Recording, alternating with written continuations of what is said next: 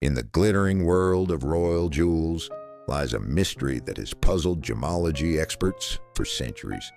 Not every crown treasure follows ancient inheritance laws.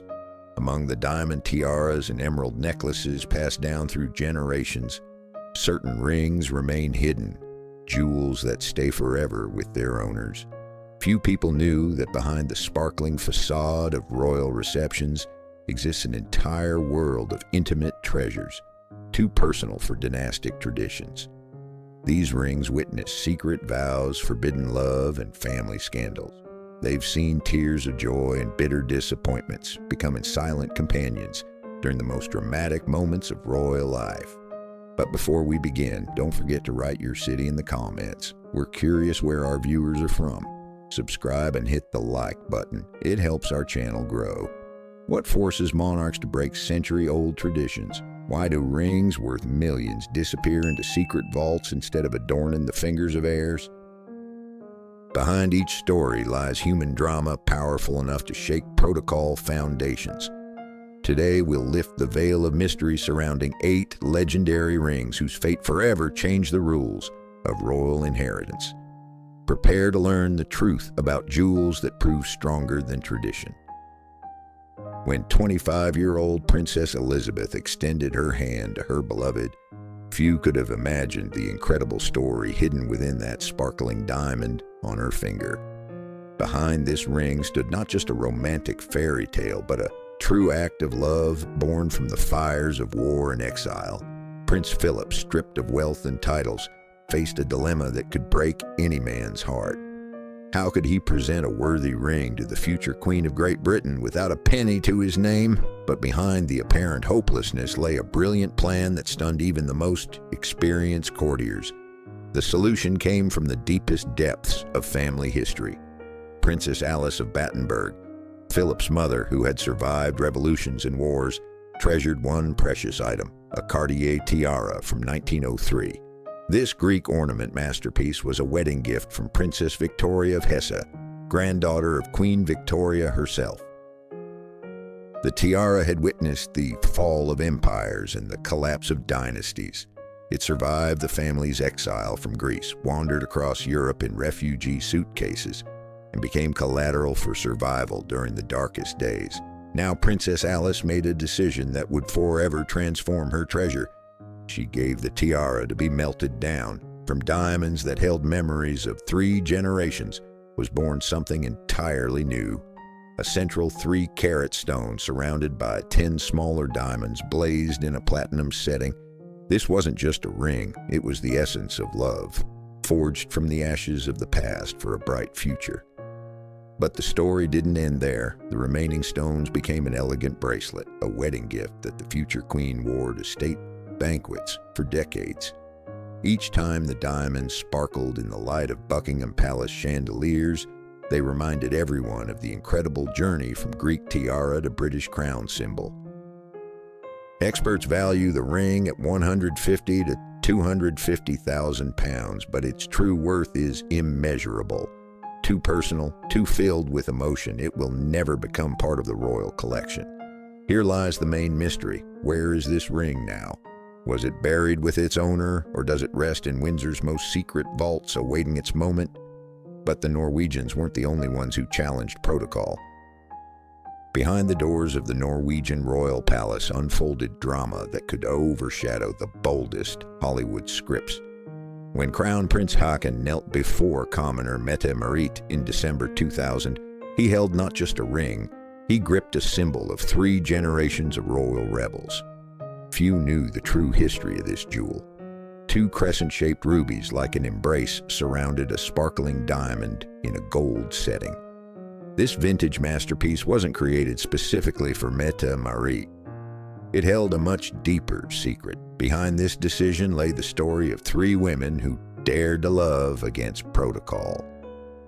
The ring first sparkled on Crown Princess Martha's hand in 1929. Then it adorned Queen Sonia's finger in 1968, and now, a 3rd commoner who had conquered the Norwegian crown. What made the royal family choose this exact ring for their new rebel? Each of its owners faced identical challenges. Society's condemnation, pressed doubts, and the need to prove their right to love a prince. This choice stunned the fashion world, but the reason went deeper than simply following traditions. The ring became a manifesto, a declaration that love is stronger than birth, and the heart recognizes no class boundaries. The jewelry details fascinate experts. Warm gold emphasizes the fiery rubies, while the central diamond symbolizes pure intentions. The vintage aesthetic echoes the spirit of romantic rebellion that unites all three owners. But the real secret lay in its appearances. At the pre-wedding reception in Akershus Castle, the ring gracefully adorned Mette Marie's right hand, as if reminding everyone that traditions can be changed without breaking their essence. Later, it sparkled at ceremonial state receptions, where each camera flash captured love's triumph over prejudice. Then something unexpected happened. The ring vanished from public appearances. Royal protocol experts explain this by the jewelry's special status. It belongs exclusively to the private collection, forever separate from official regalia. Behind the outward calm lay the turbulent emotions of an entire nation learning to accept change. Mette Marie's ring became a symbol of a new era, a time when royal families dared to be human. However, Monaco residents were preparing an even more shocking revelation for the world. In the salons of the famous Repassi jewelry house, unusual excitement reigned. The craftsmen worked on a commission that would become a symbol of one of modern royalty's most controversial love stories. When Prince Albert II of Monaco ordered an engagement ring for his beloved, no one could predict what dramas would unfold around this sparkling creation. Behind the outward luxury lay a story full of rumors and speculation. A 3-carat pear-shaped diamond, like a frozen tear, rested in an elegant setting of smaller stones forming triangular wings on a platinum base. This shape wasn't chosen randomly. It symbolized purity, individuality, and, as gossips whispered, those very tears of joy that should accompany true love. What made the former Olympic swimmer from South Africa agree to become princess of the tiny principality? The proposal came the day after they returned from Crown Princess Victoria of Sweden's wedding. Was this coincidence symbolic or a carefully planned move? The ring debuted in the official engagement portrait, where the lovers posed in the palace gardens. Every detail of the photo shoot was saturated with symbolism. Blooming roses hinted at flowering feelings, while sunlight playing on the diamond's facets promised a bright future. But the real secret lay in this jewelry's rare appearances. Unlike other royal brides, Charlene seemed to hide from cameras concealing her treasure. Only occasionally did it flash at official events, at Monaco's National Day celebration, where a lavender Louis Vuitton suit perfectly offset the diamond's brilliance, or at the Saint-Devote rugby tournament, where the ring whispered of reconciliation amid swirling rumors about marriage troubles. Royal protocol experts note this jewelry's unique feature. Unlike dynastic regalia, it was created exclusively as a personal gift, a symbol of individual love rather than state union. This explains why the ring will never enter the Grimaldi treasury. Then something unexpected happened. The jewelry began disappearing from public appearances more frequently. Is this coincidence, or does a deeper drama hide behind the princess's silence? The question hangs in the air like an unspoken secret of the Monaco royal family. However, behind the scenes unfolded a completely different story where past and present intertwined in an amazing dance of traditions. In the quiet of royal chambers, something truly magical was happening. The awakening of jewelry that had slumbered in oblivion for decades. When King Charles III sought an engagement ring for his beloved, his choice fell not on modern craftsmen's creations, but on a precious relic holding memories of past eras. Behind this decision lay a story nearly a century long. A 5-carat emerald-cut diamond regally seated in the center of a platinum work of art, framed by 6 baguette stones on each side, had witnessed the future Queen Elizabeth's birth in the 20s of the last century. Few knew this treasure's true history. The Queen Mother received it to honor Princess Elizabeth's birth, and since then the ring became a silent companion of the royal family. In the 80s, it occasionally sparkled at receptions in Clarence House, reminding everyone of the British monarchy's golden era. What made Charles choose this exact ring for Camilla? Behind the decision's apparent simplicity lay deep symbolism. Jewelry blessed by his mother's birth would now bless a new chapter of his own life. This wasn't just a romantic gesture, but an act of historical continuity. The Art Deco style's geometric elegance perfectly reflected their relationship's character. Clean lines, no excess, but with an undeniable nobility. Each facet of the baguette diamonds caught light, as if reflecting all the twists and turns of Camilla's long journey to the crown. This choice stunned the fashion world, but the reason went deeper than aesthetic preferences. The ring became a bridge between past and future, a symbol that love could heal even history's most painful wounds. But the real secret lay in this jewelry's status. Unlike the crown or scepter, this ring belongs exclusively to Camilla's private inheritance, forever separate from state regalia. It will accompany the Queen until her final days, but will never adorn her successor's finger. Then something unexpected happened. In Spain, a scandal was unfolding that could overshadow all previous royal dramas. In the Barcelona jewelry house Suarez, an atmosphere of strictest secrecy reigned when Prince Felipe entrusted his brother-in-law, Iñaki Urdangarin, to collect a special order. No one could predict that this simple errand would begin one of Spanish monarchy's most scandalous periods. Behind this ring lay a story that forever changed the royal family's fate. 16 baguette-cut diamonds like a sparkling snake coiled around the future queen's finger, creating a unique modernist design. The cost of 20 to 25,000 euros seemed modest for royalty, but this jewelry's true price proved immeasurably higher. Few knew that choosing such an unusual design was dictated not by fashion trends, but by the desire to hide the engagement from intrusive paparazzi. Instead of a traditional large stone or colored sapphire like other European princesses, Letizia received a ring easily hidden under gloves at official events. What made the prince choose such a radical design? Behind the decision's apparent simplicity lay deep symbolism. Each diamond represented a year of their secret relationship, while the snake-like form hinted at wisdom and renewal, qualities necessary for a journalist becoming queen. The ring debuted at Almudena Cathedral, where it sparkled in Spanish sunlight, promising a bright future for the young couple. During the marriage's early years, the jewelry regularly appeared at official events, becoming an object of admiration among jewelry art experts. But the real drama began in 2012, when the noose scandal erupted involving Urdangarin's corruption schemes. The ring suddenly vanished from the Queen's public appearances. Was this coincidence, or did dark associations with the man who once collected it from the jewelry workshop make the piece an unwanted reminder? Since then, Letizia prefers a modest gold-plated ring by Karen Hallam, explaining her choice with practical considerations.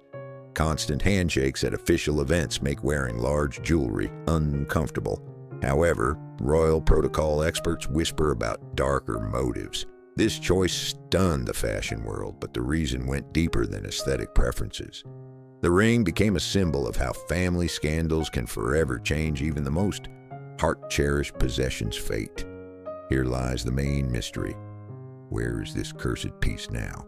Does it rest in royal safes as an unwanted memory? Or was it secretly sold to erase the last traces of shameful connection? But the most painful stories often involve broken hearts and unfulfilled dreams.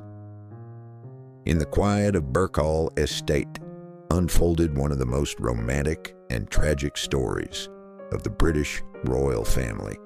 When Anthony Armstrong Jones knelt before Princess Margaret, few could predict that the ring in his hands would become a symbol of love that would change monarchy's face forever. Behind this jewelry lay a story full of passion and pain. A pink-red ruby, tenderly framed by antique diamonds and petal shapes, rested in a platinum setting created by S.J. Phillips craftsman. The modest price of £250 sterling didn't reflect this treasure's emotional value at all. Few knew the design's symbolic meaning. Each diamond petal paid tribute to the princess's middle name, Rose. This wasn't just a precious stone, but a poetic declaration of love, embodied in metal and stone. Armstrong Jones, a photographer with bohemian inclinations, poured his entire artistic soul into this ring. What made the princess, accustomed to Buckingham Palace luxury, accept such a modest gift? Behind the jewelry's apparent simplicity lay rebellion against royal traditions. Margaret chose love over protocol, passion over calculation. The ring debuted in Royal Lodge's intimate setting, where it sparkled among the royal garden's blooming roses, a symbolic unity of nature and art. Unlike other royal engagements' pompous official announcements, this story unfolded in family circle quietness. Years later, when the fairy tale turned into divorce's bitter reality, the ring vanished from public view. Even after the princess's passing in 2002, when most of her jewelry was auctioned at Christie's, in 2006, the ruby ring mysteriously was absent from the lots. Then something unexpected happened. The piece seemingly dissolved into thin air. Experts suppose it passed to one of the princess's children, forever disappearing from royal vaults. This fact makes the ring even more special. It belongs to the family, not the crown. Behind the outward calm lies an intriguing puzzle. Who now keeps this symbol of forbidden love? Could it someday reappear on Margaret's granddaughter's finger, continuing the family tradition of romantic rebellion? Some princesses go against all rules, creating their own traditions. In royal history's annals, few characters are as unpredictable as Princess Anne. Queen Elizabeth II's daughter said yes twice and received rings twice that became manifestos of her independence from royal protocol. Behind each of these pieces lies the story of a woman who dared to live by her own rules. In 1973, Captain Mark Phillips presented her with the first treasure, a deep blue oval sapphire flanked by 2 diamonds in rare Welsh gold setting. This choice was dictated not by fashion trends, but by Anne's character, practical yet elegant, traditional yet with a note of rebellion. Few knew Welsh gold's symbolism. This metal, mined in Dolgellau shafts, had been used for British royal family wedding rings for centuries. Phillips's choice paid tribute to traditions, but the sapphire was a personal statement about the princess's independence. What made Anne accept a second proposal 20 years later? When Commander Timothy Lawrence knelt, he held a completely different creation, an oval cabochon sapphire surrounded by 3 diamonds on each side. This ring was more modern, more daring, exactly like the princess's life's second chapter. Behind this decision lay the philosophy that defined Anne's entire life. Unlike other royal family members, she never sought showy luxury. Her rings are personal talismans, not public statements. These pieces' appearance details fascinate royal-style connoisseurs. Anne masterfully hides her treasures under gloves, even at the most ceremonial events. When the rings do flash in public, they whisper about love that needs no crowd approval. But the real secret lay in these pieces' status.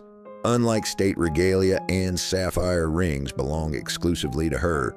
They'll never enter the royal collection and won't adorn future generations' fingers. This choice stunned royal protocol experts, but Princess Anne was always an exception to rules. Her jewelry isn't dynastic treasure, but personal memories of 2 great love stories.